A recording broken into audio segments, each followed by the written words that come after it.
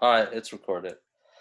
So, hey guys, this is two. We're doing another live stream real estate show again this week. Sorry about last week. We meant to do one last week too, but somebody's on vacation last week. We'll talk a little bit more about that. Right now we have about six people looking. Hey, Va, can you guys um can you guys let me know if you guys could hear me? Because again, like last week, we well not last week, but we don't want to have a show and no one could hear us, you know. So can someone comment and just say if you guys if you can hear us before we get started. Um, I'm on silent here. Let me see. I'm looking on the side here because I have another screen. Hey Paku, Pakao or Pa. Hey, oh yes, you can hear. Okay, thanks a lot. Yeah, I just needed to confirm that before we get started. Um, yeah, but so I'll be looking on this side. We'll kind of do the same thing. Like Zach, I told I was gonna put this somewhere, so I did put it on a YouTube channel. I call it Fang Real Estate. Well, I wanted to call it Fang Real Estate, but then some girl in Bay Area took that name already. She's a Oh, investor. shoot. Yeah, over there. So, anyways, it's called Fang Real Estate Show, um, and it's on YouTube if you guys want to watch the replay later. But yeah, we'll come and do this every week.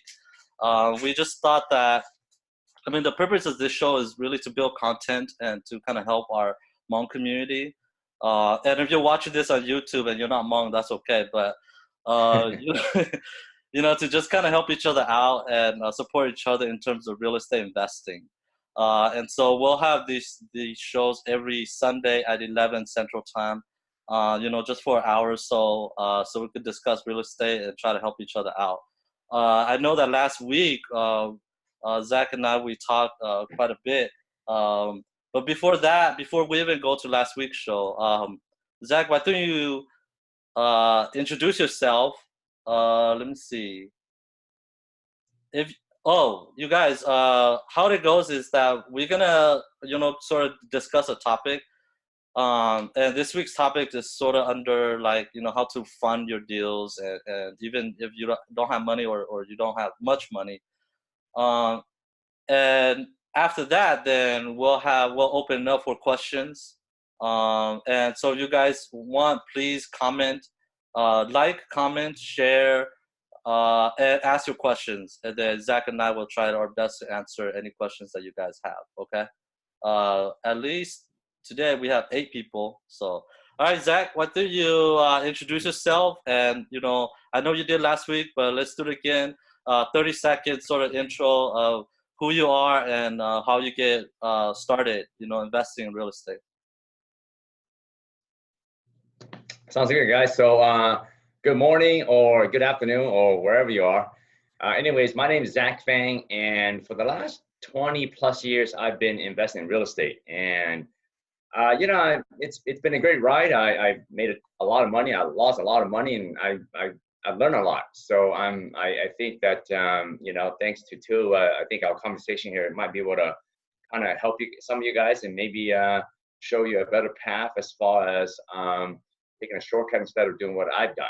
So personally for me, I've done over 500 plus deals. I've bought 500 properties that I've bought and sold. So, I'm not a guru yet, but I think I've done a fair share where I've seen the ups and downs, and I've seen the mistakes. I've made the mistakes. I've corrected it, and I think that I might be able to help some of you, perhaps be able to answer some of your questions and lead you to make some better decisions, or kind of give you some ideas on how to get your first deal done, your second deal done, and so forth. So that's a little bit about me. And aside from that, I do own a real estate agency too. So I'm a broker.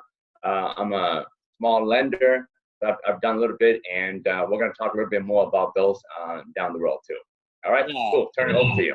Yeah.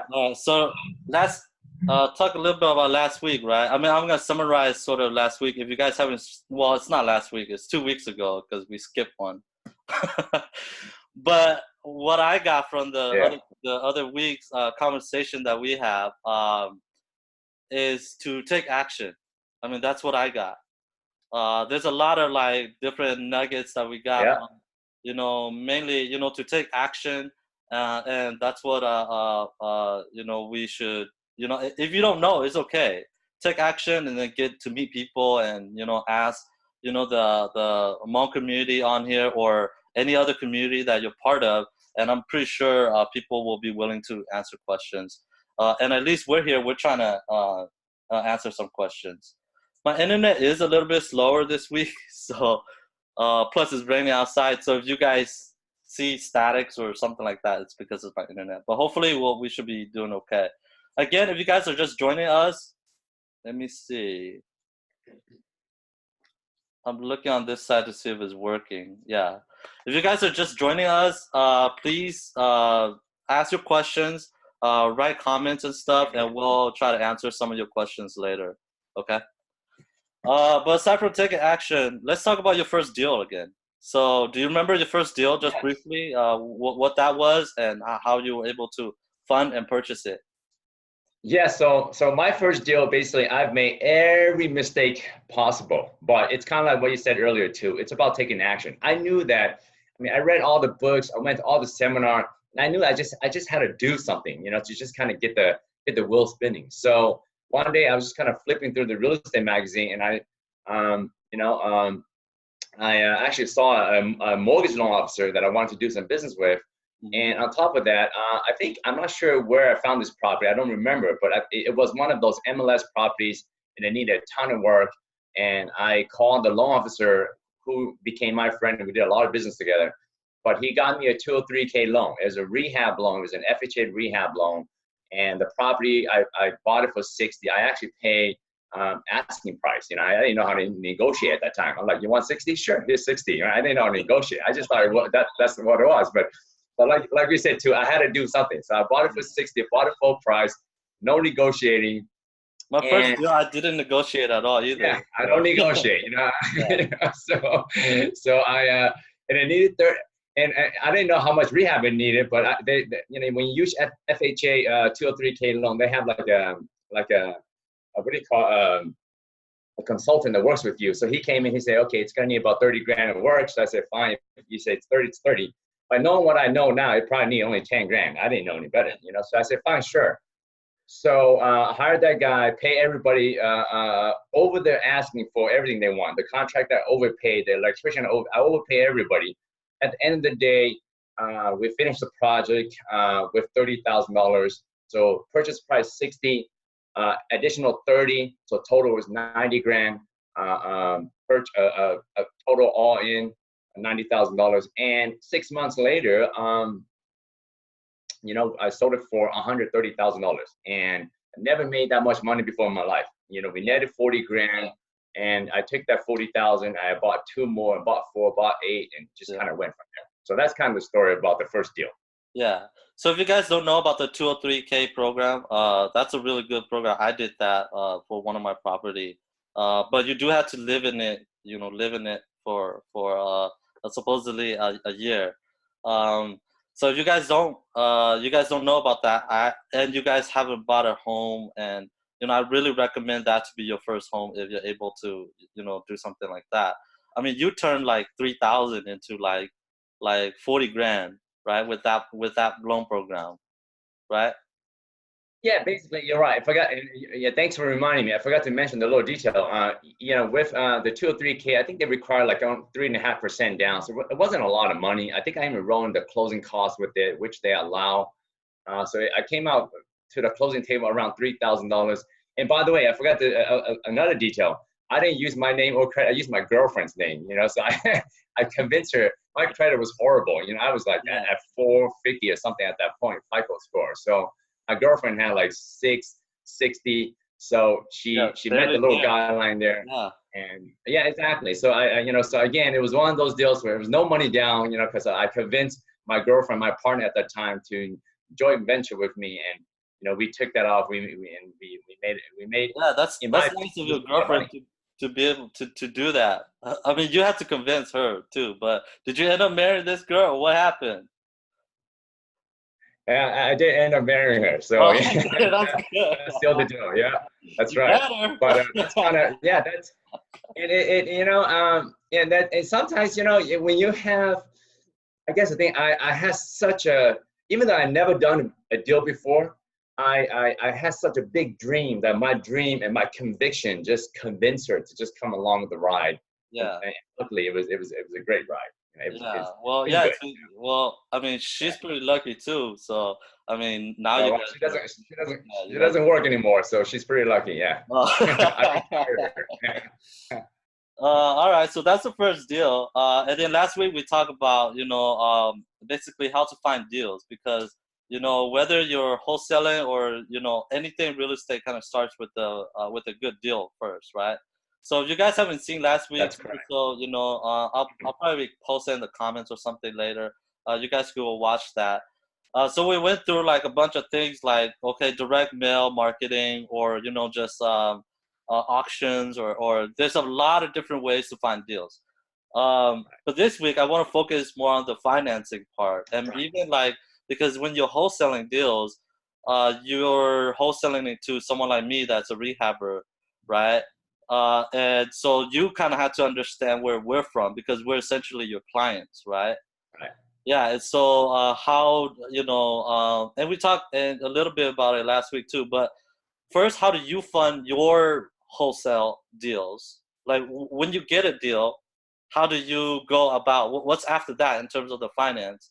And then how do you turn it around and then you give it to someone like me and then, how does that work? So maybe Yeah. the first part is how do you once you get a deal under contract, what happens next in terms of funding?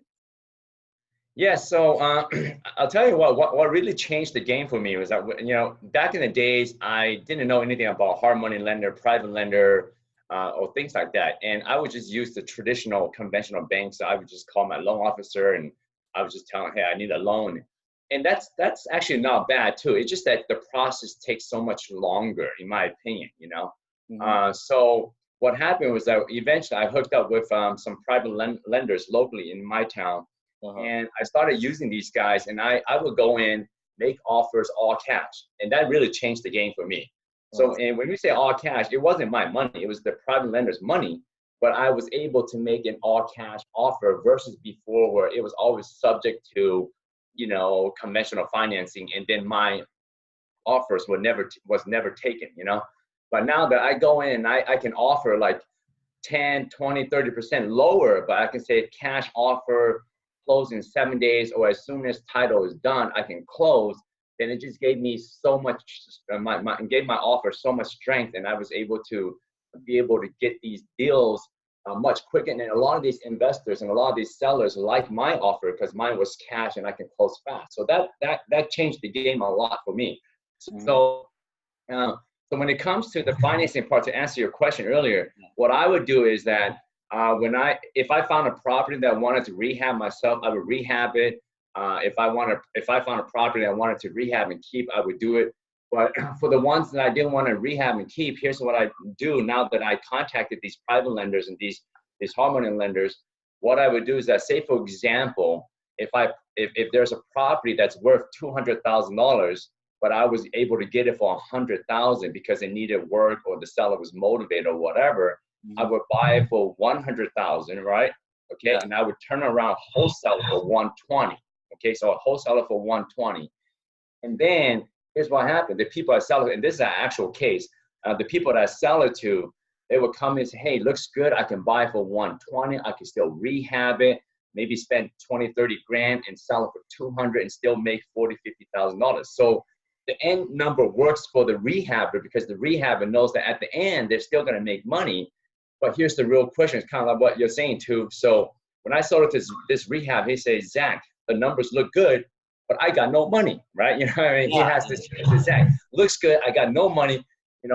So I'm gonna pass up on Wait, it." That- so you mean you don't work with people that has a bunch of money to begin with? No, no. So what I do is I actually Yeah. I think I'm personally responsible for getting a bunch of people making a bunch of money in my town. So Yeah. here's what I did. So I found a newbie investor who just walked out from some kind of real estate seminar or whatever, has no clue of what they're doing. So I say, look, listen, I'll tell you what, here's what I'm gonna do for you. If you buy this property from me for 120, what I'll do is that I'll go out there and secure the financing for you and make sure all the numbers work. So I did exactly that. So he came in, I think this kid had, I don't know, around 5 grand, 10 grand, whatever. At the time, I don't remember. So he comes in and says, I got $5,000 and all I have, and that 5,000 we're just gonna use up to pay the closing costs. I said, no big deal. Yeah. So I found him a lender that was willing to lend to him for basically, so 120. He said, I'm not comfortable giving you all the money because I'm afraid that if you walk away, I'm going to be stuck with the property. This is on the lender's perspective, right? Yeah. So the lender said, I don't want to give you the full amount because I want some skin in the game. So in case you walk away, I at least can recoup my money. Yeah. So he said, Zach, I don't got 20 grand. I got 5 grand to pay the basically the closing costs, but I don't have the 20 grand to put down. I said, no big deal. Here's what we're gonna do. So the lender decided to lend 100,000. Basically my purchase price. The lender lends 100,000. So he figures that if worst comes to worst, he can take the 100 grand and foreclose and be able to recoup his 100 grand back. So the lender lends 100,000. All right. Yep. And the purchase price is 120. All right. So here's the math. There's a $20,000 gap there. Yeah. So I simply tell my guy, I said, don't worry. Here's what we're going to do. We're going to let your lender lend 100,000 there. And I'll lend you my $20,000 there. Yeah. Basically my profit, my spread. Yeah. So now we're at 120. So we got the whole purchase price now. So the lender lends 100. I give a second mortgage up to 20 grand. So now we're exactly at 120. Yeah. So what that means for me is that, I don't get my money at the closing table. I'm waiting for my money, which I don't mind because as a second position there, I'm able to charge whatever I want to charge for interest. In this case, I charge 19% interest. So if you do math right here, 19,000, I'm sorry, 20,000, 19% interest, that's 3,800 a year. Yeah. Divide that by 12, that's a cash flow of $316 per month on my second mortgage. Yeah. So here's how the win-win scenario works. The lender wins because the lender is able to lend his money, charge his points, and get interest on his money on 100 grand. Yep. The end buyer wins because now he's able to go in with basically almost no money down, right? Yep. And he's going to rehab it and he's going to sell. He's going to make 40, 50 grand. Yeah. Fantastic. I win because now I'm able to structure a deal where I was able to buy for 100, sell it for 120, carry paper, getting $300 per month cash flow, don't have to touch the property, don't have to deal with tenants, getting $300 a month of cash flow at 19% interest on my 20 grand. And then 6 months later, when he sells it, I get cash out my 20,000 plus all those interests I collected along the way, So what about the extra? It's probably gonna need maybe $25,000 of rehab work, right? So do you? So in this case here, I could. Here's a great question, and I've done it a lot of ways where I actually go the extra mile. I lend him some extra money to rehab it, Oh yeah. Or there are some lenders that will say, okay, I will lend the 30 grand for your rehab first. But you're gonna have to fix it first, and then I'll reimburse you. I'll disperse the money to do that. Oh yeah, you can do that. So in this case here, he did find some money. I think he found a partner. They came in with some money. They fixed it up, so they didn't need any rehab money. But if he did need rehab money, all we had to do is go back to the lender and say, look, listen, he's gonna need an extra 30,000 to fix it. How can we make that work? So the lender will probably give him the money, but not upfront. He'll disperse it as the project goes along the way. So that's typically how those lenders would do it. And if the lender didn't want to do it, I probably would do it too, because like I said, where am I going to get 19% interest? Bank of America now, I put a lot of money in there and they give me less than 1% interest. So it doesn't, so I don't mind getting 19% interest, So let's break this down a little bit further, right? So this is an actual example of one of the deals you did. And I've done many deals like that. Yeah. Okay. Yeah. So where was this deal at? This deal happened to be in my old state of Rhode Island, you know, but you could do this pretty much anywhere across the U.S., you know. This number is exactly like the number here where I am in Twin City, Minnesota. Right, Yeah, exactly. it's like $200,000, 200K. You know, you buy for around 100 something. Then you put maybe like 30, 20, Yeah, 20 to $40,000 of work into it, and then you sell it for 200. Um, so what I like about this example is, or this real life example, is that this guy, instead of like just sitting back and say, hey, you know what, I don't have like 100, and well, the total cost to him is about like 140, right, right? Instead of like he has 5K, and instead of him saying like, hey, you know what, oh, okay, I can't do these deals, I gotta go like, you know, find, I don't have the money, right? Instead of that, he used whatever he has, like $5,000, and then work with you. Yes, the percentage is 19% interest rate that you charge, but you know, you just factor that into the deal, and if the number works, then it works, you know. correct, And so he's able correct. to go in it with, you know, basically, you know, a very minimal amount of money, and able to still cash out at the end. On top of that, he's using Yeah. so many strategies. He's not even just, you know, getting a hard money lender or private money lender to fund the deals. He's actually finding another partner to Yeah. like help him out with the rehab. So, you know, with these, you just have to be creative and you know, find different ways. You know, just ask how you could get it done, and then just reach out to people. Well, And I'm pretty sure they're willing to help. not to cut you off, but what's really cool about this deal here is, and this deal, and I've done a lot of these, that I actually got a lot of people starting in real estate like that. So Yeah. they have a little bit of money, and and it works real well. Like I help a bunch of Spanish people, you know, around tax season in between February and March, they get this little tax return of eight, Yeah. $10,000. Most people go buy a used car and then, you know, they go broke. But I take these people and I said, look, listen, let me show you what you can do with that 10 grand you have from the tax return. Let me help you acquire some real estate with it. And even though they had no knowledge, I was able to structure these deals where they took that little $5,000 or $10,000 tax rebate that they got from Uncle Sam and be able to create for them an extra $40,000, $50,000 by the end of the year. And it changed their whole life. And a lot of these people that went out there and they took my resource, meaning that they took my private lender, and you know, they're able to do more deals with my private lender and buy more properties from me. So over the long haul, it was win-win for them, win-win for me, win-win for the lender, and to me, the ultimate strategy is just win-win for everybody. You know. Maybe in like February or April, we should do a tax episode. Absolutely, I think it's great. You know, I mean, to be honest with you, I mean, a lot of people, you know, they'll get 8 or 10,000, especially us Hmong people, Yeah. $10,000, and they what do? They put it under the mattress, and money lose value over time. You know, Yeah. so if you Yeah. don't invest your money correctly, your money's just gonna lose value, and it's you know, that 10 grand you have 20 years from now, it's really just worth 5 grand. So you have to put your money to work for you, otherwise, you know, you're going backwards. You know. Yeah. So back to this deal, how much, I mean, what was the outcome of the deal for you and for the guy that, you know, purchased the deal? So the outcome of the deal, like I say, is that ultimately at the end, you know, he got out, and you know, I think it was like 4 or 5 months he got out, because he came in and he knew how to get the job done fast. So he rehabbed it, did all the work, put it right in the market, sold it for, I think it's a little over 200, because the market was an appreciating market. So it sold for a little over 200,000, and I think he netted around 40 and change, which is Uh-huh. which was to him. I don't know if you guys have done it. For those of you who've done your first deal, it opens up this whole new thing. You know, once you've done your first deal, it's kind of like, oh my God, I could do this.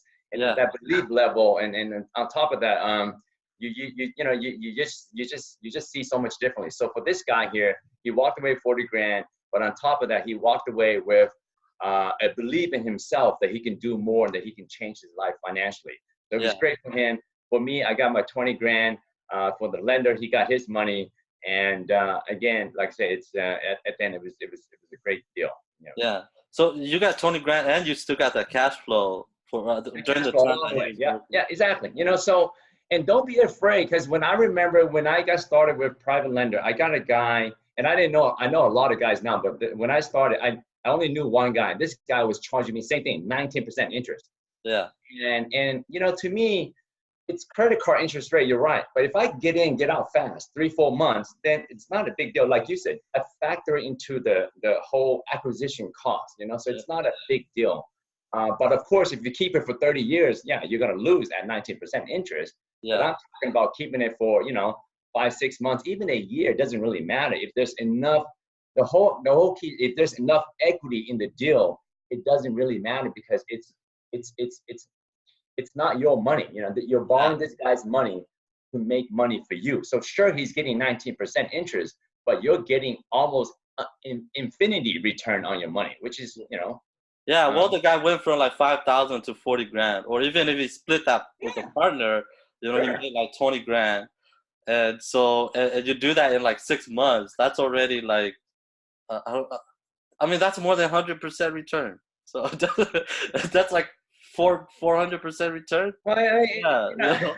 So if you really think, yeah, if you kind of break it down, yeah, that's somebody's annual salary right there, 40 grand. Yeah. And you know, you did it in 4 or 5 months. But what if you're able to scale that where you can do one a month? You know, now that's 40 grand a month, and now, you know, you're getting paid like a high CEO. You know, so that's yeah. Yeah, I remember like my first deal. It was hard. I talked about this a little bit last week too, but it was kind of difficult for me to. I was working with a hard money lender, and it was kind of difficult for me to you know, or they checked everything pretty much. But they lend on the deal, and even though I didn't make that much money on that deal, like they're calling me constantly now to try to lend me money. So, you know, take action like you said last week, and then get your first deal done.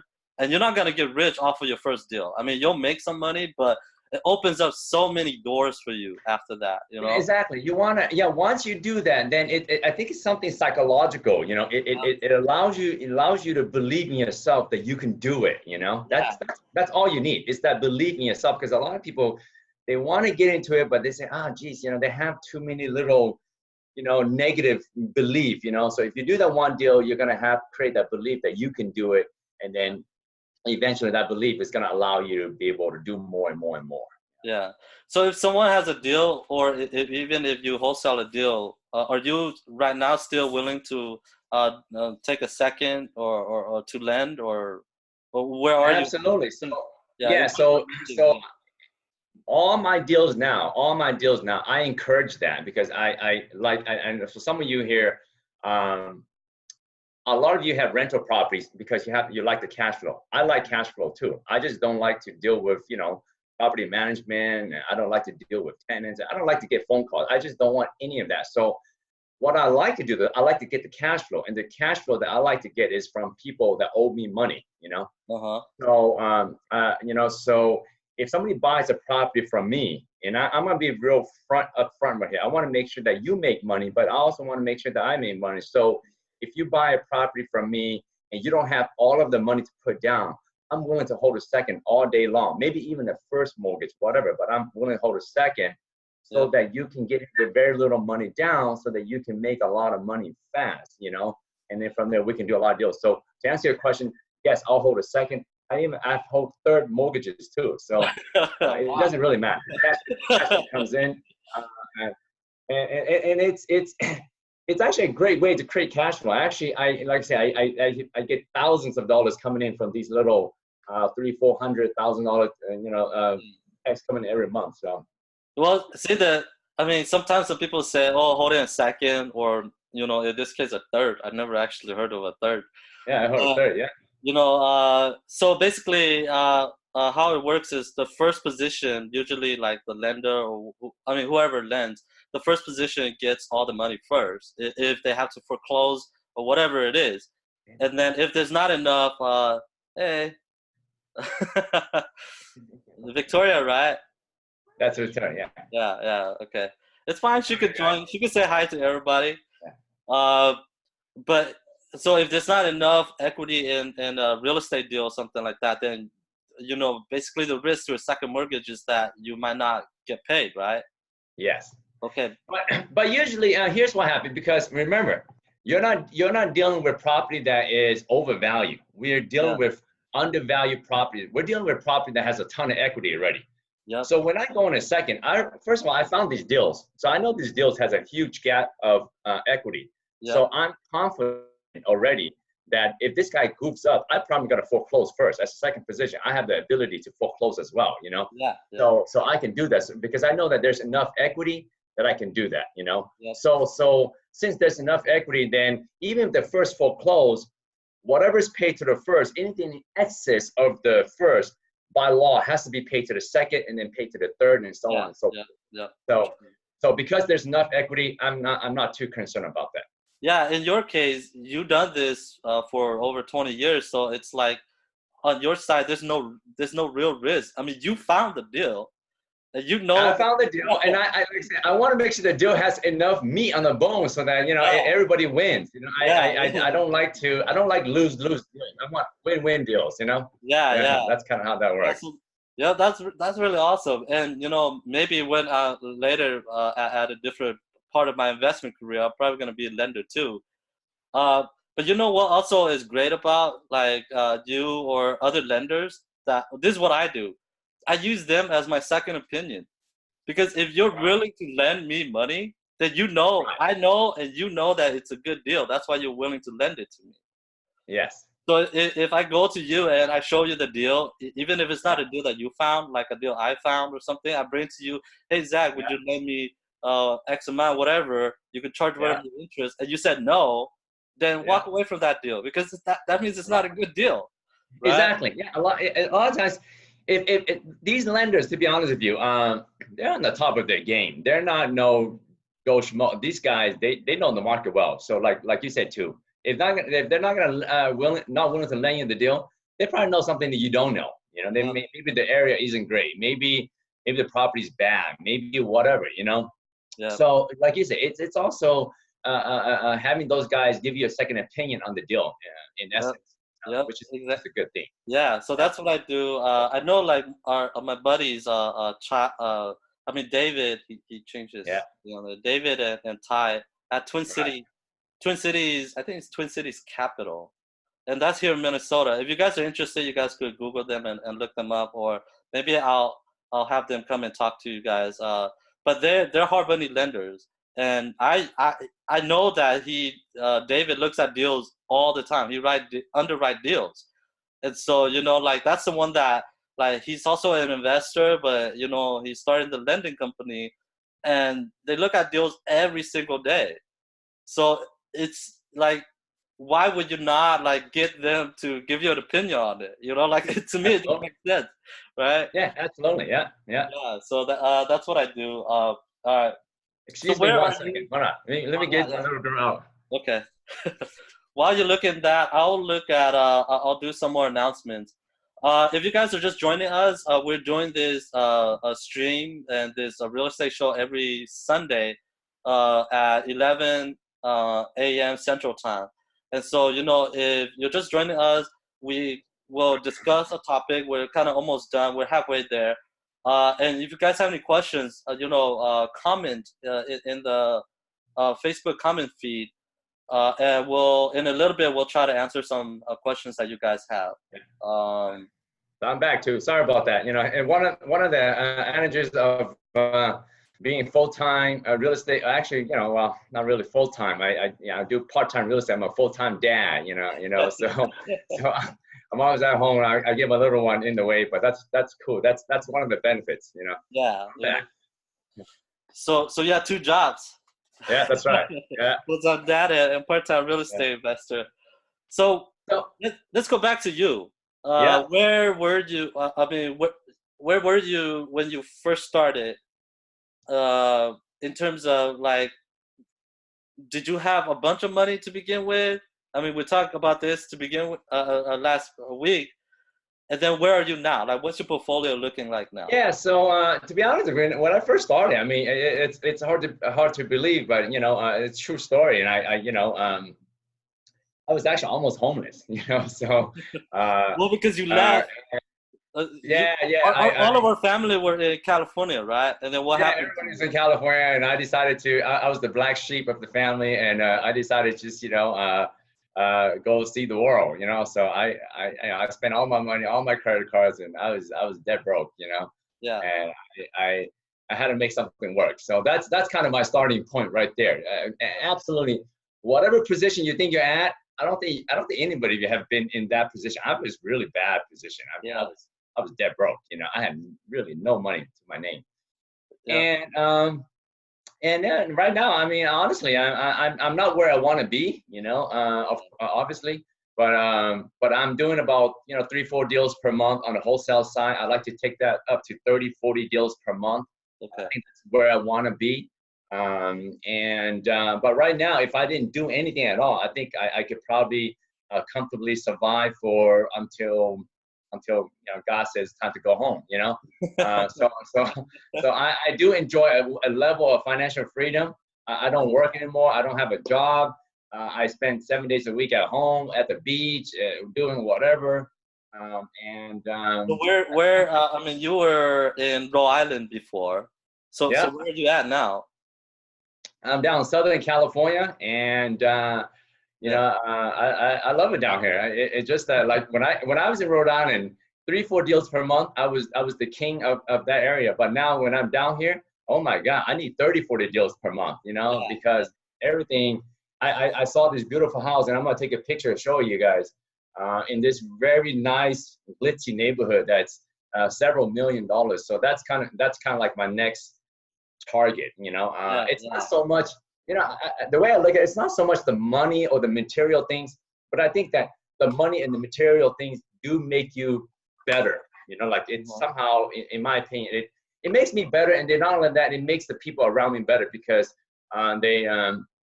that somehow they're encouraged to think bigger or encouraged to dream bigger and or, you know, work harder for their dreams and things like that. So. Okay. Yeah, that's awesome. I just wanted to pretty much, let everybody know that you didn't borrow $2 million from your dad, like our current president did. to Yeah, start your yeah. real First of estate all, business. you know, yeah, my dad passed away when I was little, but if he was around, I don't think he's got that kind of money, anyways.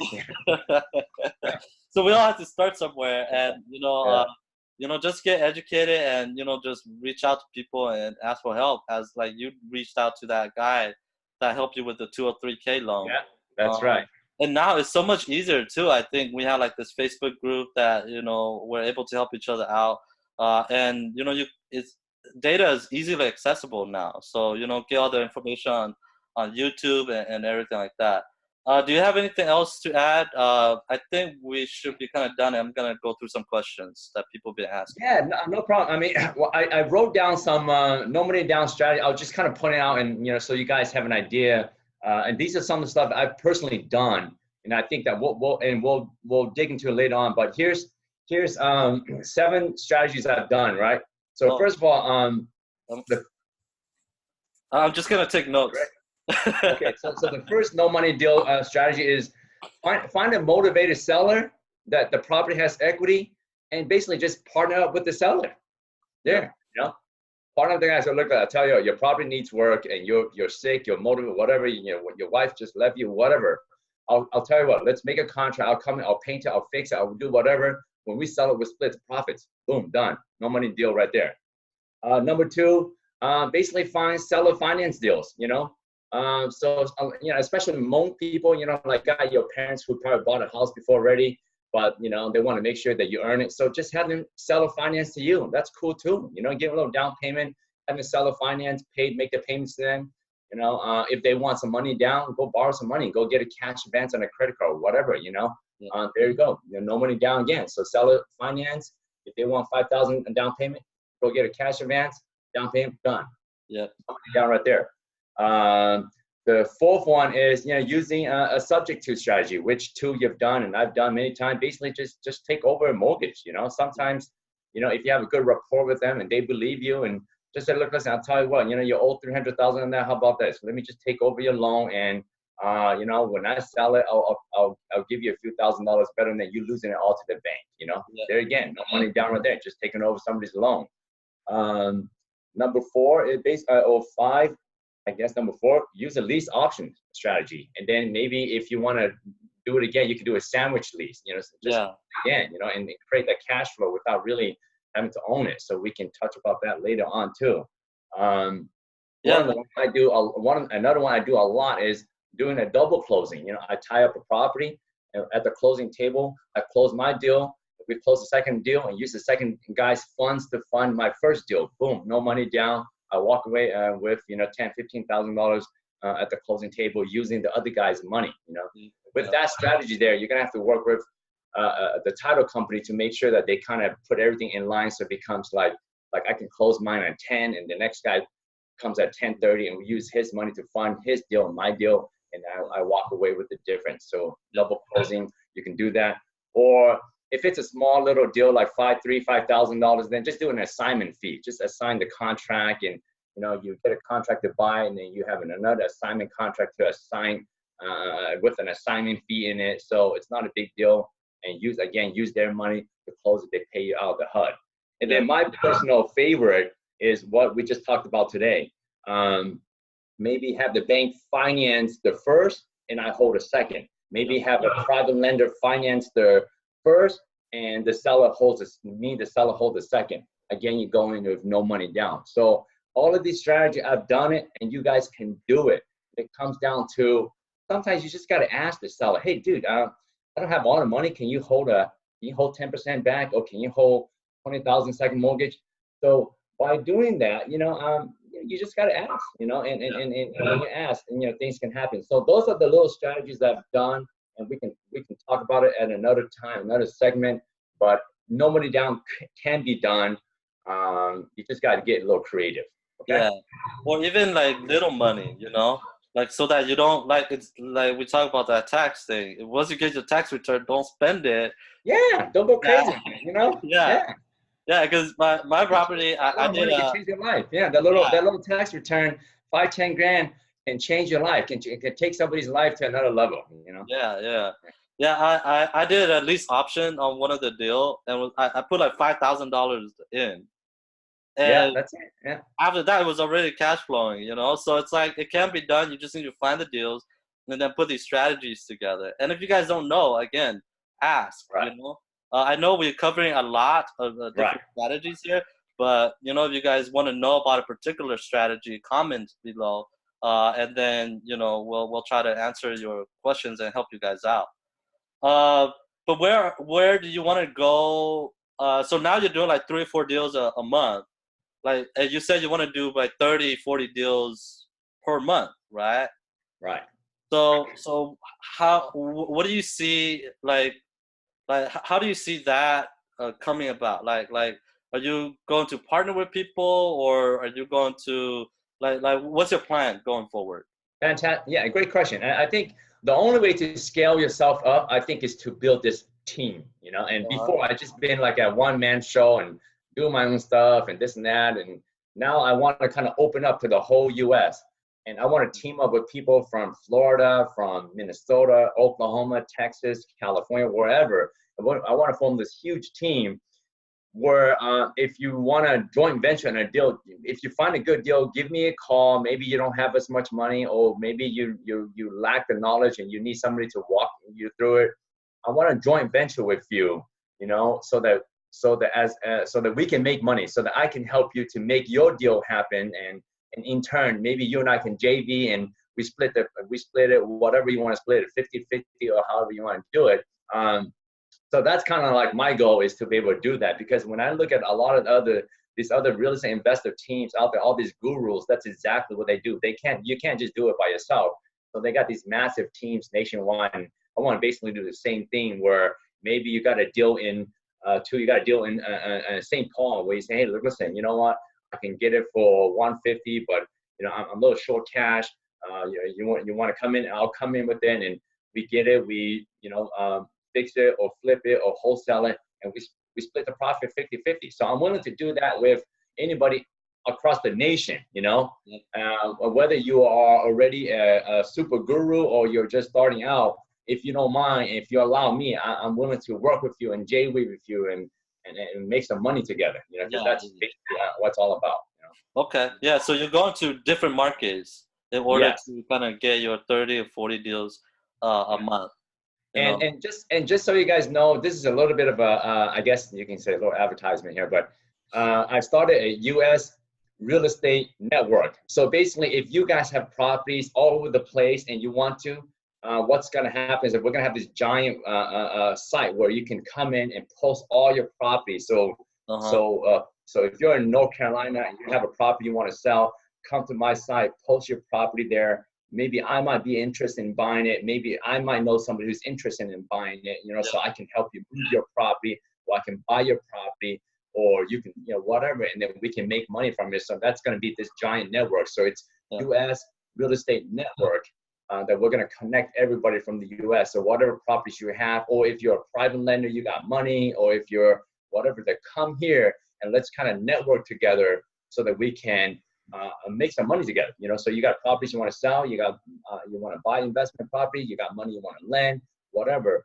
We're gonna pull it all together so that everybody can win. Okay? I think Achilles posted on the comments. So if you're on Facebook right now, you could put on go to the page after our conversation here and go like the page. If you're watching this later on YouTube, I'll put it in the description so you guys could go on there to take a look at it. Okay, so we're sort of towards the end of our hour. Let me ask you some questions that people been commenting. Okay. Sure. Okay. Yes. So if you see me looking down, if you guys just joined us, we're towards the end of our stream today. But we're going to be answering questions. So please comment below any questions that you guys have related to real estate, hopefully, but it doesn't have to. If you guys just want to know about Zach or me or whatever else, we could try to give our opinion, but hopefully about real estate. You guys could go ahead and comment below. Oh, my sister's finally watching, Fang. So hey, Fang, I'll give her a shout out. Yes. So go ahead and comment below, and then we'll try to answer some questions. These sets of questions came from the post that I put. So let's go there. While I'm looking, maybe let's ask on the stream first. So let's take a look at what people have been asking. Key Vang says, how quick do you get your cash from a private lender? Oh, okay.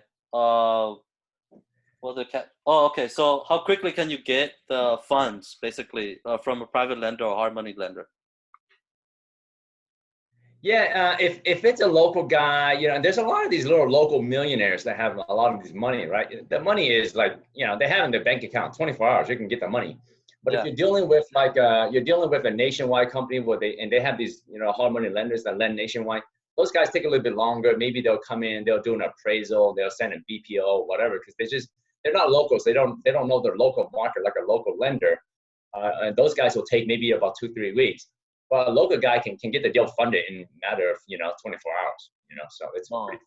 Wow, 24 hours. My hard money lenders and my buddies and then too, they do about 7 to 14 days.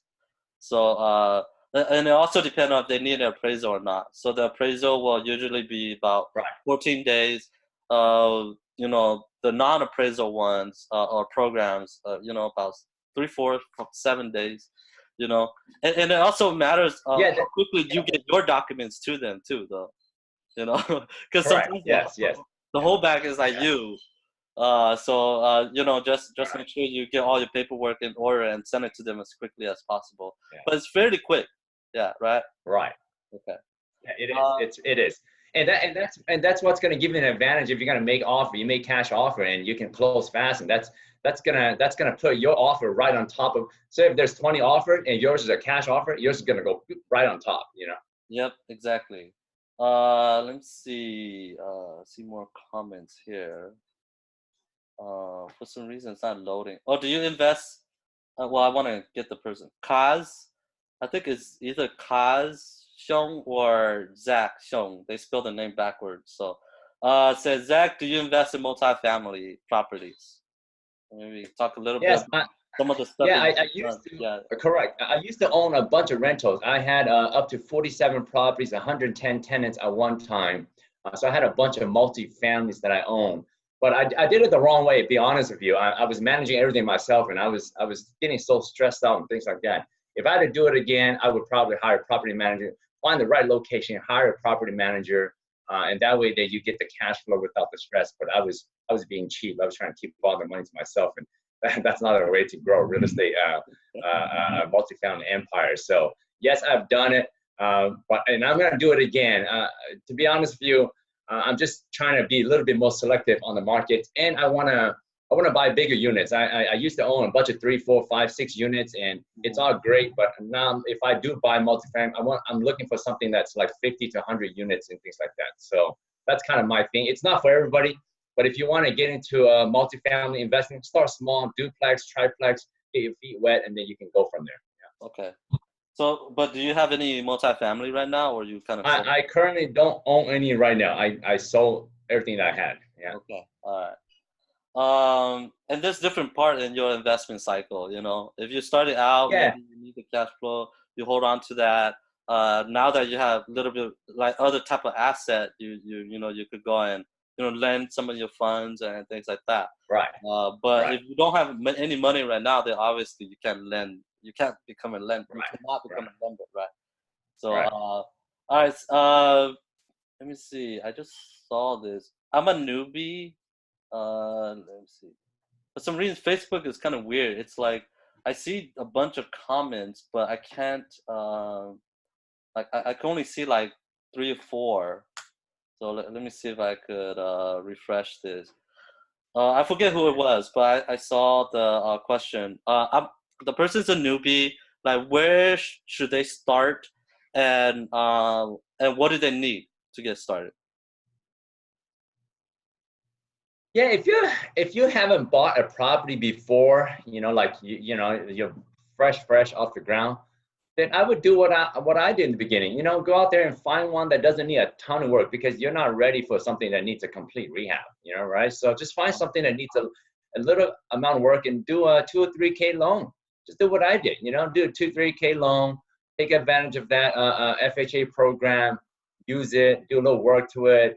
And flip it a year later or a few months later and make a small profit. You're not going to make 100 grand, but if you make an extra 20 grand, I think that's going to really help your bank account, and it's going to, like I said, it's going to allow you to believe in yourself, and that credibility kicks in, and you should be you'll be on the right track. So that would be for a brand new newbie.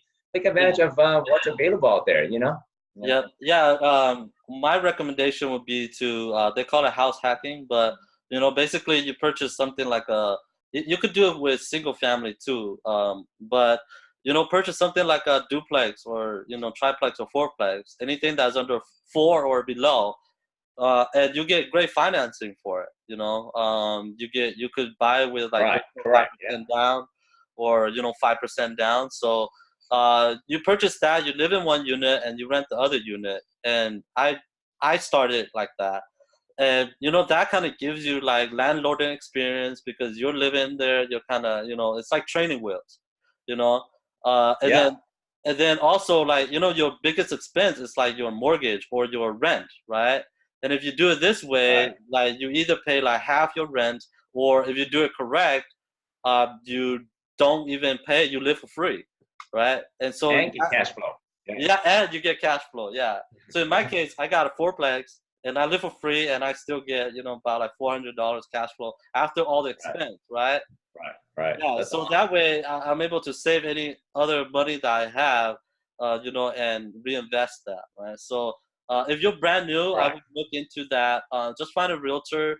I am also a licensed realtor here in Twin City. If you guys have questions, you could about properties and stuff, you could reach out to me. But find something like that, and that could really get you started.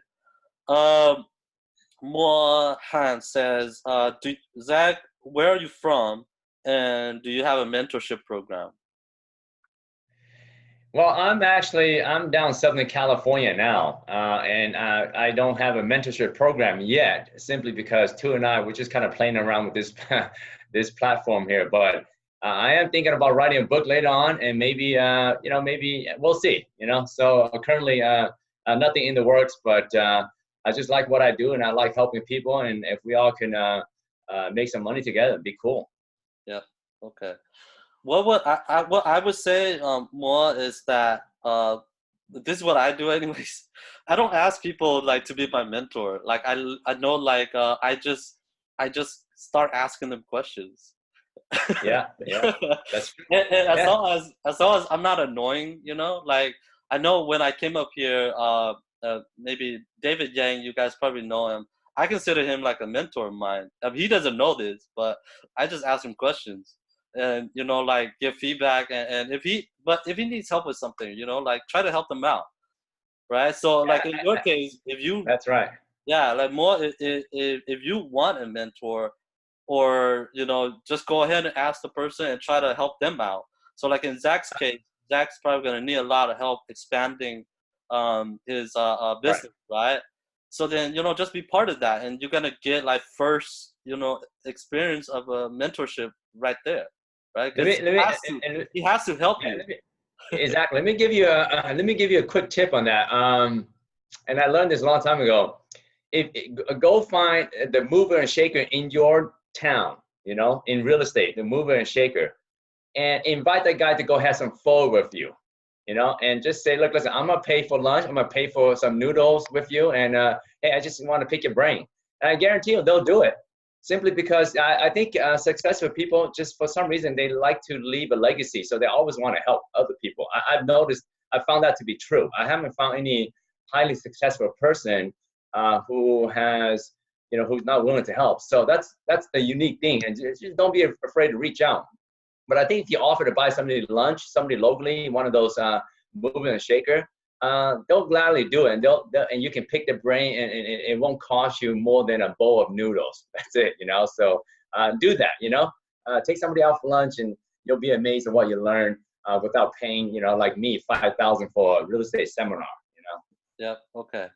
All right, more questions. We're almost done. I think if you guys just joined us, this is sort of at the end of our stream already, but put your questions below and we'll try to answer your questions.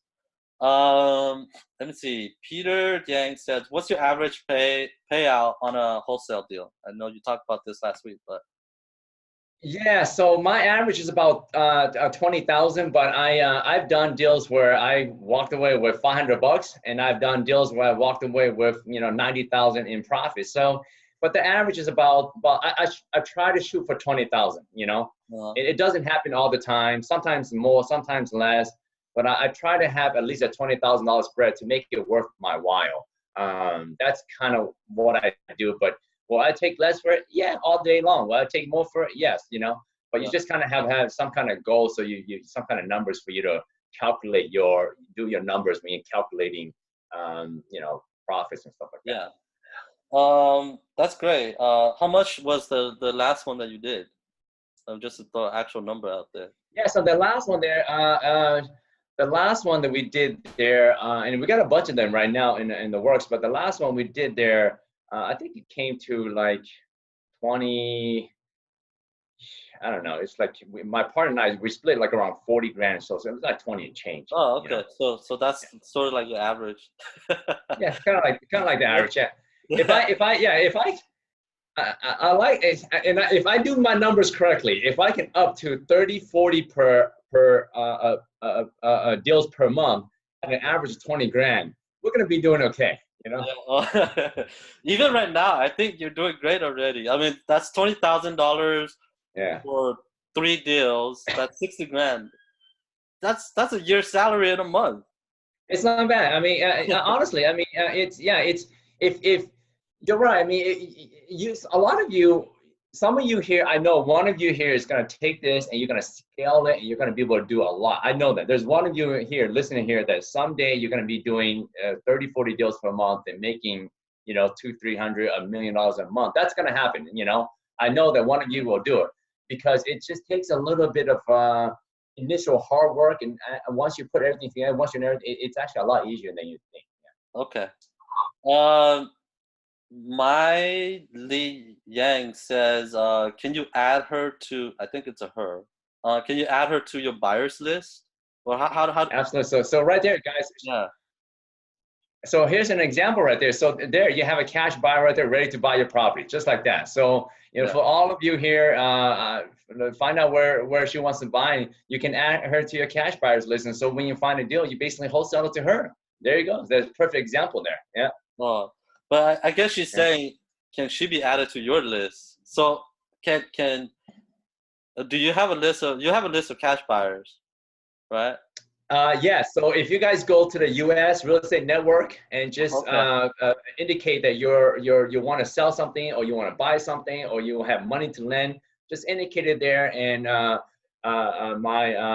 my partner and I were putting this massive network together. So if you got money, we're gonna find a place to invest your money. If you got properties you want to sell, we're gonna find a way to help you sell it. If you want to buy properties, we're gonna help you buy your first, second, third, fourth, fifth investment from there on. Okay. All right. That's awesome. Yeah. So you want that? Go to Zach's page, which I'll put it in the notes later as well. And by the way, it's nothing flashy yet because we're just getting started. So my partner, he's gonna, he's doing all the background stuff, and it's gonna be real nice. And it's gonna be like a massive multiple listing service. It's gonna be a massive MLS throughout the U.S. where you guys can go in there, post everything you want to sell, post everything you want to buy, post all the money you have, and we're gonna make sure that everybody gets a piece of this real estate pie in the U.S. here. Yeah. All right. I think maybe this is probably gonna be the last question. If you guys have more questions, write it below. If you're watching this later on YouTube, go ahead and comment on the YouTube channel. And then the next time that we talk, I'll make sure to ask Zach those questions as well. Let me see right here. We'll end on this note in terms of questions. What's your prediction of the market slowing down and or correction? And how do you sort of prep for that? And to be honest with you, I mean, nobody really knows. I thought I knew, and I kept predicting it was going to crash a year after year, and it hasn't. As a matter of fact, I bought this book not too long ago. You guys will see. Is this guy by the name of Harry S. Dent. And Harry Dent says that the market was going to crash from 2017 to 2019, and it hasn't yet. And this is from a highly acclaimed economist. If you look up Harry S. Dent, he's actually a big deal guy. And even he missed the whole prediction. He said the market is going to crash in 2017, 2019, and it hasn't yet. So do I know? Really, nobody really knows. But you should always be prepared and have a bunch of cash set aside if you can. If not, then do a bunch of flip and have a bunch of money set aside, because we will see a correction. Nobody knows when. It could happen. It could happen, I don't know, next year, next month. I'm not sure, but just be ready. That's my only thing, because nobody really knows. Yeah. Okay. Well, for me, I'm a cash flow investor, so I just basically I just need to make sure my numbers work. Don't buy a bad deal. I have to cash flow, and so as long as I'm cash flowing, then it's fine. So if you're worried about I forget who asked this, but if you're worried about the market, do quick projects, or make sure that you cash flow. Out, So if the market hits, it doesn't matter. The market tank. Yeah. So all right. If people we gotta do book recommendations, because that'll be a segment of the show all the time. Yeah. All right. What's a new book or old book that you've been reading? Or maybe a real estate book. I guess here's an old book. Hold on. Here's an old book. Let me see.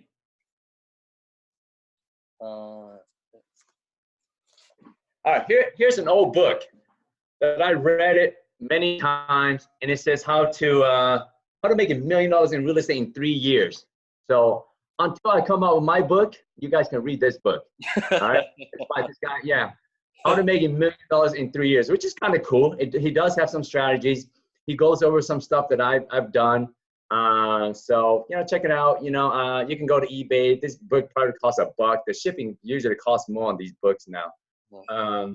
But cool strategies. Take a look at it. I've done everything he's talked about in there, and it works. It works if you work it. Yeah. Okay. I just finished a book by David Green. The the finance guy. Yeah. Was this a finance?